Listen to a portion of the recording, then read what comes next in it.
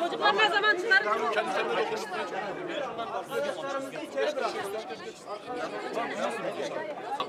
Kaldır abi.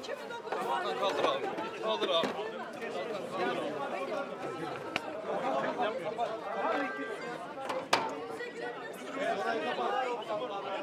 Çekmek sonra bir de şöyle bir yatkın daha elinde.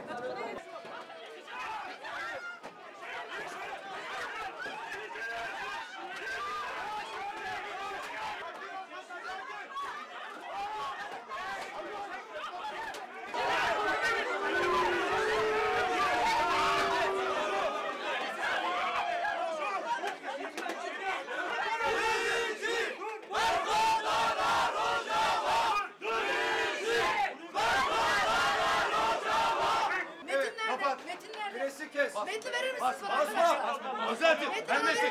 Bizi vermeden Rojava.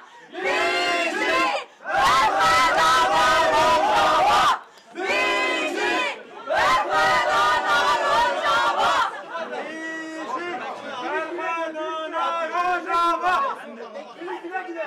Basına ve kamuoyuna Türkiye Dışişleri Bakanı Hakan Fidan'ın 4 Ekim'de Suriye'deki bütün Altyapı tesislerinin hedef aldığı açıklamasından sonra Aç. Çevik Hanım dışarı. Çevik Hanım dışarı. Vekil Hanım dışarı. Vekil Hanım. Vekil Hanım. Bir şekilde devam Vekil Hanım lütfen. Hava harekatını şimdiye kadar sizi hasretli... Bayan personel gelsin. Bayan personel. Bayan personel gelsin.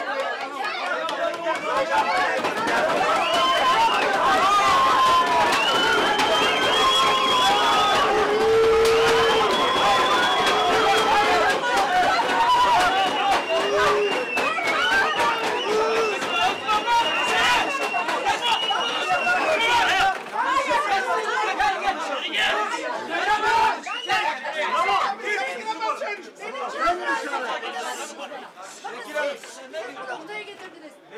Siz bu haritayı bizimle getireceksiniz. Rojava'da insanlar ölüyor. Yapı sınırlarına müdahale ediliyor. Nasıl buna ses çıkarmamızı beklemezsiniz bizden ya?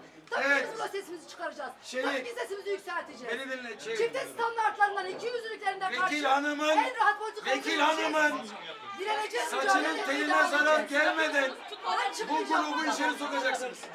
Vekil Hanım burada. Dikkat edin. Vekil Hanım'a en ufak bir temas istemiyorum. Vekil Hanım'a en ufak bir temas istemiyorum.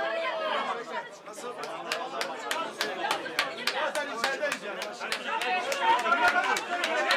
İçeri girin. İçeri girin. İçeri girin.